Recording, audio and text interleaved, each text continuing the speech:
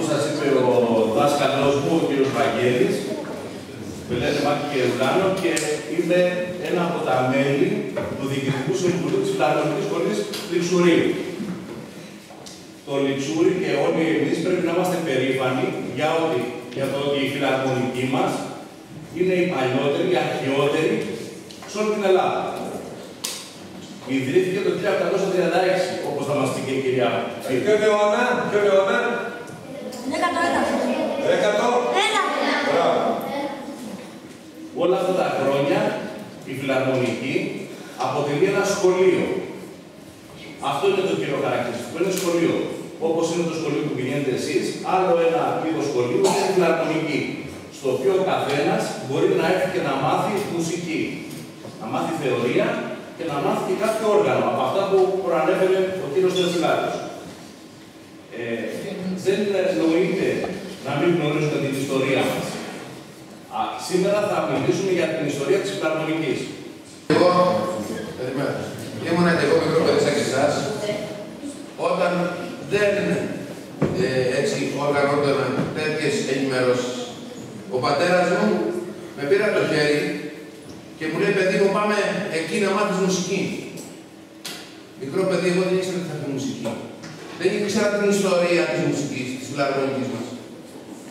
Όμως, από τότε, από 6 χρονών, από 7 χρονών που μπήκα μέχρι και σήμερα, με συνοδεύει μέσα στις φλέβες μου, μέσα στην καρδιά μου, μέσα στην ψυχή μου, αυτό που λέγεται φιλαρμονική Λιξουρί. Να έχει ζήσει αυτά και είναι συγκινησιακά φορτισμένος. Εκεί πραγματικά δεν είναι κάτι σαν δάσκαλος, το είπε ως άνθρωπος που έχει βιώσει. Ήταν μια ειλικρινής εξομολόγηση της ψυχής, ήταν πάρα πολύ συγκινητικό. Και έτσι αφαίρεσα μου πήγαν και τα παιδιά μου πήγαν. Και τα παιδιά μου πήγαν στην φιλαρμονική. Λοιπόν, ο σκοπός δεν είναι να πάτε στην φιλαρμονική, είναι να αγαπήσετε τη μουσική. Η μουσική σχολή για το Λιξουρί έχει προβλήματα πολλά σήμερα. Σε μια εποχή που σπίτι οι γονείς σας δεν έχουν καλά να τους τα απαραίτητα, η μουσική ανήκει στην κατηγορία, όπως λέμε, πρέπει του εύση να ζήσει καλά. Σε μια εποχή που πέφτει το εισόδημα των γονέων σας, δεν έχουν πολλά χρήματα οι γονείς σας, δεν θα έχουν προς το ζήν να ζήσουν. Θα πούνε φιλαρμονική, το έμεινο που είναι φιλαρμονικές. Κι όμως εμείς λέμε, με τον κύριο Δημήτρη, ότι τώρα είναι η ώρα. Η ψυχή μας θα στερηθεί άλλα αγαθά, δωρεάν είναι σαν εγγραφές, δεν έχουν χρήματα οι εγγραφές, να τρέξετε στη μουσική. Βλέπω τον κύριο Λουκέρη που έχετε, τον κύριο Λουκέρη. Να μιλήσει. Ο κύριος Λουκέρης είναι και αυτός ο κύριο Βασιλιά, ένα παλιό μέλος και να διοικήσει ένα τον κύριο Λουκέρη. Δεν είναι ένας στο Διοικητικό Συμβούλιο άνθρωπος τυχαίος, είναι ο άνθρωπος με απολυτικό παιδί, ο μπαμπάς του, ο παππούς του, έχει μια ιστορία στην φιλαρμονική σχολή, είναι σχολιογράφος του Βόλου του κ. Λουκέρης, φίλος, συνάδελφος εδώ χρόνια, θα σας πει και αυτό που σας δύο λόγια. Ο κύριος Ιωσήφ Λουκέρης, εντάξει, για την αξία την μέτρηση της φιλαρμονικής ζωής. Το λόγο έχεις εσύ. Είναι κανένας από εδώ ήδη στη φιλαρμονική? Μπράβο, χειροκρότημα στα παιδιά.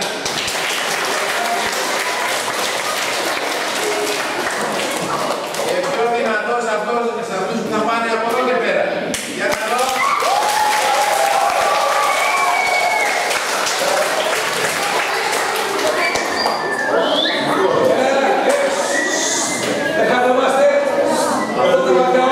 Από ό,τι μου είπατε, σας άπανε πολύ καλά οι δύο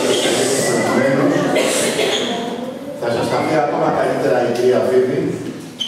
Θέλω να την παρακολουθήσετε με προσοχή, όχι για κανένα άλλο λόγο, είναι πολύ ενδιαφέρον αυτό που θα πει. Και όπως είπα και στο άλλο σχολείο, το δεύτερο δημοτικό, θέλω να έρθετε όλοι σας. Είμαστε στο δεύτερο δημοτικό. Στο πρώτο δημοτικό, συγγνώμη.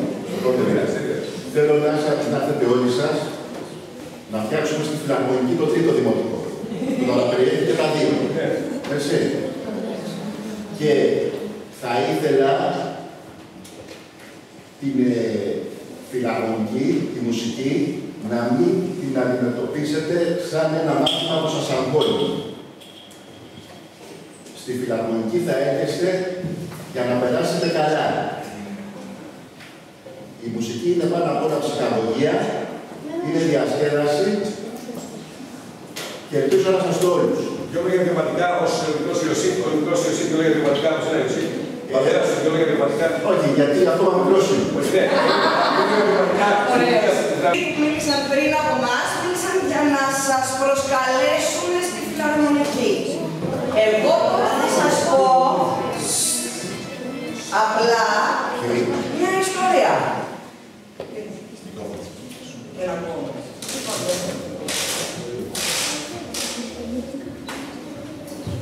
Λοιπόν, τώρα έχεις αυτή την τελειά στο παραλίμνη, θα κάτσω και εγώ εδώ φίλο στο τσάκι να σας πω μια ιστορία. Δεν είναι μια ιστορία σαν όλες τις άλλες. Είναι μια ιστορία που ξεκινάει πάρα πολύ παλιά, σαν όλα τα καλά παραμύθια. Σκεφτείτε ότι ξεκινάει σχεδόν πριν από 200 χρόνια. Σχεδόν 2 ολόκληρους αιώνες πριν από σήμερα, ξεκίνησε μια παλιά ιστορία και συνεχίζεται μέχρι σήμερα. Και συνεχίζεται μόνο και μόνο γιατί παιδιά σαν εσάς έρχονται και παίρνουν μέρος σε αυτή την ιστορία και όλο προσθέτουν στην ιστορία, γι' αυτό ποτέ δεν θα τελειώσει. Και δεν είναι μια ιστορία σαν όλες τις άλλες, γιατί είναι μια φιλαρμονική ιστορία. Μια φορά και τον καιρό λοιπόν ήταν μια φιλαρμονική. Και αυτό χώρισε. Πώς τη λέγανε, είναι η φιλαρμονική σχολή Πάλης. Πάλι είναι η Παλική, είναι ο τόπος μας, είναι το Λιξούρι. Και μια φιλαρμονική έχει πάντα μέσα τις 3 πράγματα. Μια φιλαρμονική είναι μουσική, και η μουσική είναι χαρά και είναι παιχνίδι, αλλά για να υπάρξει μια φιλαρμονική πρέπει να υπάρχουν οι άνθρωποι που θα τη στηρίξουν και ο τόπος στον οποίο η φιλαρμονική με τη σειρά της θα στηρίξει. Με ρωτάτε πριν από μόνοι σας, τι σημαίνει λέει η φιλαρμονική? Φίλος και αρμονία. Το θέμα είναι ποιο? Αρμονία έχουμε σε πάρα πολλά πράγματα. Αρμονία που έχουμε στη φύση. Λέμε, αν κοίτα ένα υπέροχο αρμονικό τοπίο, τι ωραία ταιριάζει λίμνη με τα δέντρα. Αρμονία έχουμε στις αισθήσεις. Λέμε τι αρμονικό στο μάτι αυτό, τι αρμονικό κάτι στο αυτί. Ταιριάζει, μου αρέσει, είναι όμορφο. Αρμονία μπορεί να έχουμε και ανάμεσα στους ανθρώπους. Τώρα όλοι εσείς στέκεστε εδώ αρμονικά και συμπεριφέρεστε όπως πρέπει, όμορφα. Αυτό είναι αρμονία. Δηλαδή, η αρμονία βγαίνει από τη λέξη αρμός. Αρμός σημαίνει δέσιμο. Ένα τέριασμα, ένα δέσιμο.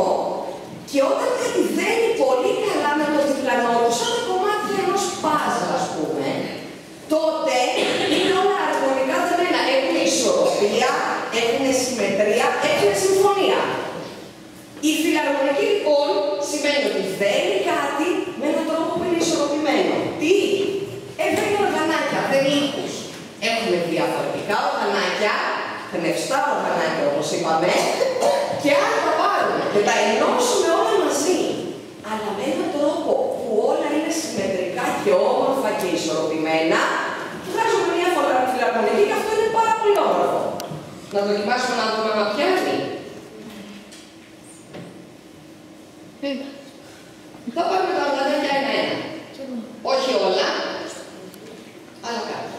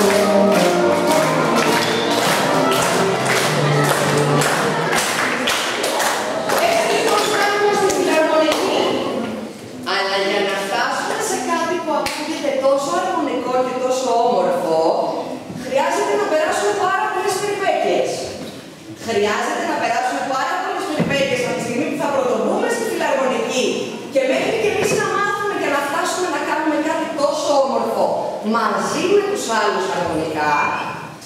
Και χρειάστηκε να περάσει πάρα πολλές περιπέτειες η φιλαρμονική για σχεδόν 200 χρόνια για να καταφέρει να φτάσει από τότε που ξεκίνησε μέχρι σε εσάς σήμερα.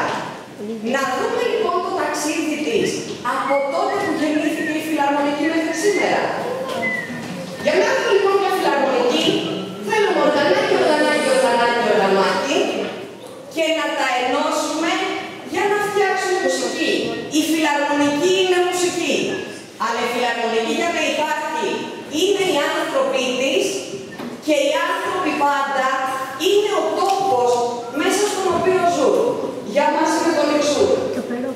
Και ίσως τελικά και ήδη κάποιοι από εσάς η φιλαρμονική να είστε εσείς. Και θα είναι ένα υπέροχο ταξίδι που ξεκινάει από πολύ παλιά και φτάνει μέχρι σήμερα.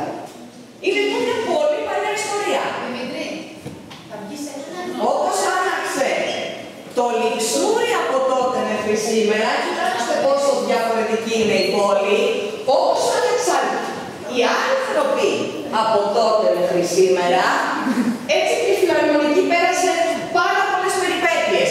Μια φορά και έναν καιρό το παραμύθι αρχίζει το 1836. Ένας θρύλος λέει, δεν είμαστε εντελώς σίγουροι, αλλά δεν μπορεί, το λέει ο θρύλος ήταν αλήθεια. Λέει λοιπόν ότι ιδρύεται στο Λιξούρι μια φιλαρμονική σχολή. Είναι μία από τις πρώτες, πιθανότατα η πρώτη, σε ολόκληρο τον ελλαδικό χώρο. Αλλά να σας πω, όχι η πρώτη στην Ελλάδα.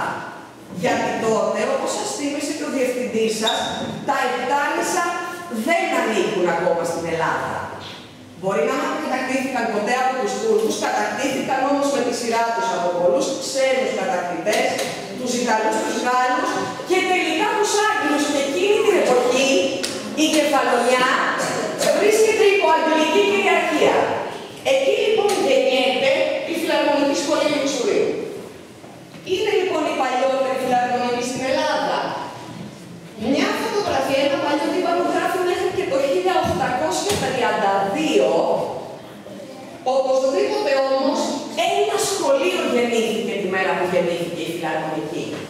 Δηλαδή, τουλάχιστον το 1839 με απόλυτη σιγουριά έχουν ένα επίσημο χαρτί, το λένε καταστατικό, ένα παλιό χαρτί γραμμένο, που υπογράφουν κάτι κύρισαν αυτούς εκεί, τότε δίνονται, να θυμάστε λίγο περίπου, φοράμε και αυτό το τρελό καπέλο σαν φουγάρο. Είναι κύριοι με κάποια μόρφωση, είναι εύποροι, αστεί και δημιουργούν μια ομάδα και υπογράφουν λοιπόν ένα επίσημο καταστατικό ότι φτιάχνουν μια φιλαρμονική. Με τι σκοπό? Να διδαχθούν τα παιδιά του τόπου μουσική. Γιατί η μουσική είναι χαρά, η μουσική είναι παιχνίδι. Όπως μιλάμε τότε κιόλας έτσι λίγο στην πεθαρέξια επίσημα, ο σκοπός της φιλαρμονικής είναι να διδαχθώσουν οι παιδες την μουσική. Και έτσι γεννήθηκε η πρώτη φιλαρμονική, ταυτόχρονα είναι και σχολείο. Μάλιστα, δεν άρεσε σε όλους αυτό. Ξέρετε, ας πούμε, ότι επειδή τότε η Κεφαλονιά είναι υπό αγγλική κυριαρχία, οι Άγγλοι ζητήσανε κάποτε η φιλαρμονική να παίξει τον αγγλικό εθνικό ύμνο. Και η φιλαρμονική αρνήθηκε, γιατί ήθελε να παίξει τον ελληνικό. Και τις απαγορέψανε να παίξουν στις σκηνές. Δεν τους άρεσε καθόλου. Πάντως ξέρουμε από τις πληροφορίες μας ότι από το 1839 που ιδρύεται επίσημα και για τα επόμενα χρόνια με δύο πολύ καλούς Ιταλούς μαέστρους, τον κύριο Λιγκέρ και τον κύριο Γκρίκα, και με έξοδα που τα πληρώνουν μεταξύ τους αυτοί που συμμετέχουν οι ίδιοι οι μουσικοί, συνδρομητές και φίλοι, η φιλαρμονική γεννάει μουσική διαρκώς στο Λιξούρι. Και ξαφνικά το 1841 δεν έχουμε άλλες πληροφορίες για τα ήθη της. Σκεφτείτε ότι είναι πάρα πολύ παλιά και από τότε χάνουμε τις πληροφορίες. Ευτυχώς το 1852 ξαναανακαλύπτουμε τη φιλαρμονική και ξέρουμε τι συμβαίνει. Ένας κύριος που λέγεται Πέτρος Καρλάτος, εκεί πέρα που βλέπετε, επανειδρύει, οργανώνει ξανά τη φιλαρμονική. Αυτός παίζει φλάουτο, είναι και μουσικός και διοικητικός, δηλαδή προσπαθεί να οργανώσει. Ήταν μαθητής της Φιλαρμονικής από την αρχή της, την αγαπά πάρα πολύ και τη στηρίζει, και έτσι η Φιλαρμονική γίνεται όλο και καλύτερη, πρωτοστατή, και γι' αυτό τον θεωρούμε και βασικό ιδρύτη της Φιλαρμονικής, πολύ σημαντικό άνθρωπο στην ιστορία της. Και μετά από αυτό λοιπόν έχουμε μία Φιλαρμονική και όλο και ψάχνουμε στα παλιά έγγραφα της εποχής για να ανακαλύψουμε πληροφορίες για το τι κάνει. Μαθαίνουμε διάφορα, τι μουσική παίζει, πότε παίζει, ποιοι παίζουν. Και μαθαίνουμε και πληροφορίες λιγάκι έτσι ξεχωριστές και αξιοπερίεργες, όπως ας πούμε το 1857 ο διευθυντής του σχολείου της περιοχής γράφει ένα έγγραφο διαμαρτυρίας. Γιατί διαμαρτύρεται, δεν είναι καθόλου χαρούμενος. Διαμαρτύρεται, λέει, γιατί έχει παραχωρήσει το σχολείο του για να κάνει φιλαρμονική πρόβες τα απογεύματα. Το πρωί έχουν τα παιδάκια στο σχολείο. Το απόγευμα να πάει φιλαρμονική να παίζει. Αλλά λέει τα παιδιά της φιλαρμονικής είναι τόσο χαρούμενα και αναπούν τόσο πολύ τη μουσική που πάνε και παίζουν όλη μέρα και ενοχλούν τα μαθήματα του σχολείου. Και γι' αυτό έγραψε ένα έγγραφο για να τους θυμίσει να μην πηγαίνουν και το πρωί. Φτάνουμε στα 1863. Τι γίνεται τότε? Πάμε να δοκιμάσουμε. Τότε είναι που τα Ρητάνισσα ενώνονται τελικά με την Ελλάδα. Και τα Ρητάνισσάκια και όλα τα μικρότερα και η Κεφαλονιά μαζί τους γίνεται ένα με την Ελλάδα. Εννοείται ποιος παίζει μουσική στις μεγάλες γιορτές που ακολούθησαν. Εννοείται. Μετά συνεχίζουμε να παρακολουθούμε μέσα από τα έγγραφα την πορεία της Φιλαρμονικής. Μαθαίνουμε ποια πρόσωπα ασχολούνται, διάφορες αλλαγές στην οργάνωση, τις παραστάσεις που κάνουν. Και φτάνουμε στο 1895 και η Φιλαρμονική διασπάται στα δύο. Μαλώσαμε μεταξύ τους. Συμβαίνει καμιά φορά αυτό. Ευτυχώς δεν κράτησε πολύ. Την επόμενη χρονιά ξαναρχίζει η Φιλαρμονική το έργο της και με ένα πολύ ενεργητικό μουσικό και χοροδό και νομίζω και συνθέτη χοροδιακών τραγουδιών με την ενεργό συμμετοχή του, ο κ. Τζόρτζι Τελαπόρτας. Η Φιλαρμονική ξαναοργανώνεται, παίρνει το όνομα που κρατάει μέχρι σήμερα, Φιλαρμονική Σχολή Πάλης, και συνεχίζει να γεννά μουσική στο Λεξούρι. Από τότε λοιπόν τα πράγματα πάνε πάρα πολύ καλά για αυτή τη μουσική ομάδα. Είναι μια ενεργή ομάδα που εξελίσσεται, έχει μια καλή σταθερή πορεία, καλά οργανωμένη και κυρίως συμμετέχει έμπρακτα στη ζωή του Λεξουριού. Ό,τι συμβαίνει στο Λεξούρι, η Φιλαρμονική είναι πάντα εκεί και γίνεται ένα με το Λεξούρι. Παράδειγμα, 1900 έπεσε πεπρονόσπορο στα Βέλια. Το λέω λίγο τρομακτικά γιατί ήταν τρομακτικό. Μία ασθένεια κατέστρεψε τα Βέλια και τότε η οικονομία της Κεφαλονιάς στο εμπόριο βασιζόταν στα σταφύλια, στο κρασί και στη σταφίδα. Όλα βγαίνουν από το βέλι. Βρεθήκαν λοιπόν οι άνθρωποι σε πολύ δύσκολη οικονομική κατάσταση. Υπήρχε δυσκολία, υπήρχε πείνα, όλοι ήταν πολύ ταραγμένοι. Και τι άρχισαν να λένε τώρα που δεν έχουμε χρήματα, να είπε ο διευθυντής σας και πιο πριν, τι θα πληρώνουμε, λέει, για τη μουσική, για τη Φιλαρμονική. Η Φιλαρμονική όμως όχι μόνο δεν σταματάει τη λειτουργία της, αλλά αντιθέτως όταν τα πράγματα είναι δύσκολα στη ζωή μας, η μουσική δεν μας κάνει πάντα να αισθανόμαστε καλύτερα. Παίζει λοιπόν μουσική και στηρίζει τον τόπο, στηρίζει το Λεξούρι που περνάει δύσκολα σαν μια φλόγα, σαν μια πυρά ελευθερίας. Γιατί λέει η απόφαση είναι ξεκάθαρη και νέα εμπνευσμένη, η Φιλαρμονική όχι μόνο δεν θα αναστείλει τη λειτουργία της, δεν θα σταματήσει, αλλά λέει όλοι οι πολίτες με προθυμία άρχισαν να δίνουν των οβολών τους. Δίνανε χρήματα για να έχουν μουσική. Και αυτό λέει δείχνει ένα πολύ σημαντικό πράγμα. Ότι η Φιλαρμονική και το Λεξούρι είναι ένα σώμα, ένα γράμμα, ένα μείγμα. Δεν μπορούν να υπάρξουν χωριστά. Το ξέρετε ότι η Φιλαρμονική είναι τόσο σημαντική τότε, τόσο διάσημη, που βρίσκεται ακόμα και στις κάρτες ποστάλ της εποχής. Ξέρετε ότι είναι κάρτη ποστάλ. Γράφανε γράμματα, ήταν ένα δελτάριο, το λέγανε, ιστορικό δελτάριο. Μπροστά είχε μια εικόνα, που πίσω έγραφες γράμμα στους φίλους σου και το έστελνες και είχαν και μια εικόνα από την περιοχή σου. Βλέπουμε εδώ πολύ απλά τη Φιλαρμονική σε μια κάρτη ποστάλ της εποχής. Από πίσω κάποιους γράφεις. Αυτή είναι παλιότερη φωτογραφία της Φιλαρμονικής που έχουμε στα πάντα φορούσαν στολές, πολύ διαφορετικές από σήμερα.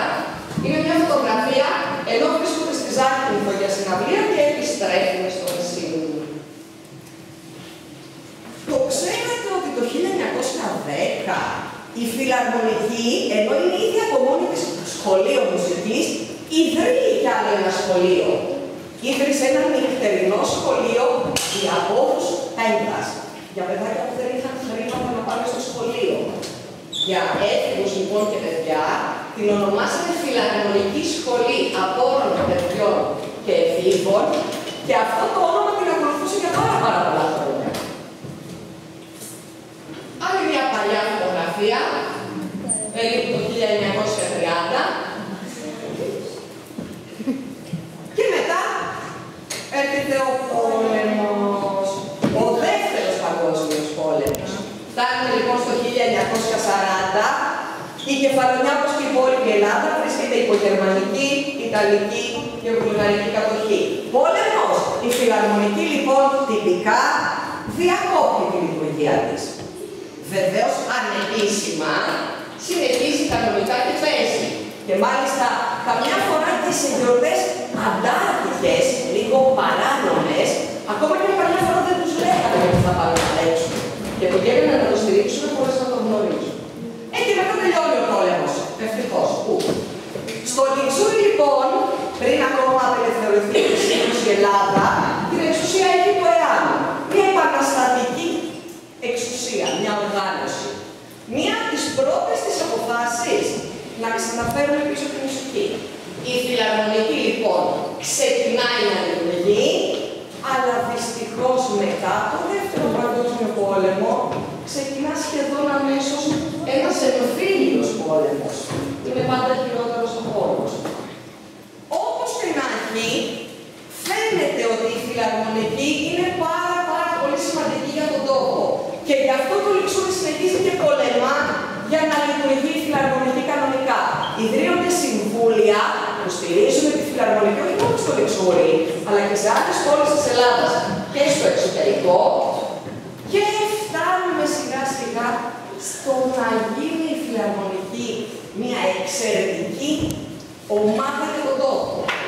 Η γενιά σου Τσέκου, όπως αναφέρεται, ένας μαέστρος που έκανε πάρα πολύ σημαντική δουλειά στη Φιλαρμονική, φτάνει τη Φιλαρμονική στο απόγειο της, στα καλύτερά της, παίζουν συχνά, κυρίως ιταλική όπερα και αγαπιούνται πάρα πολύ από την πόλη. Και να, πολύ.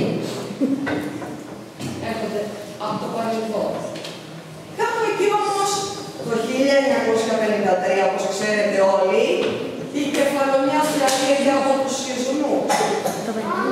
Το νησί βρίσκεται σε πάρα πολύ δύσκολη κατάσταση. Τα πάντα είναι αποδιορματωμένα και γκρεμισμένα.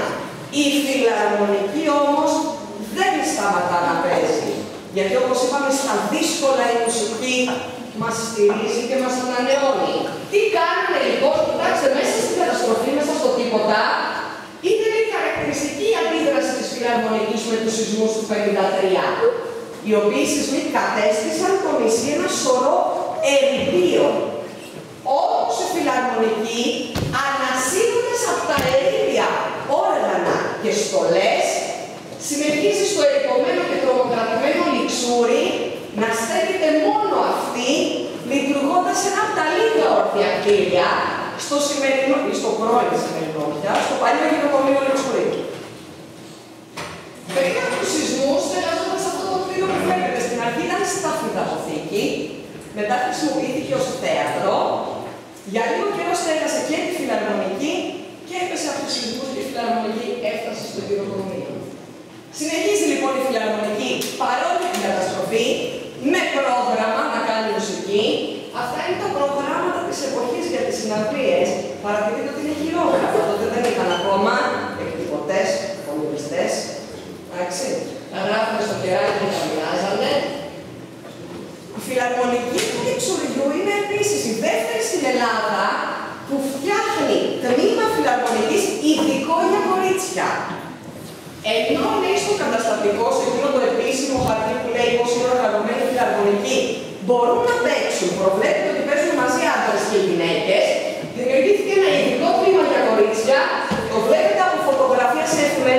Εφορτής, μόνο που λέει αντιμετώπιζαν ένα προβληματάκι σε αυτό, ήταν παλιές εποχές, οι γυναίκες μόλις παντρεύονταν, κλείναν στο σπίτι, κάθονταν να κάνουν τις δουλειές του σπιτιού και να κάνουν παιδιά, δεν είχαν χρόνο να πάνε στη φιλαρμονική και στο γυναικείο τμήμα όλο και διαλυόταν.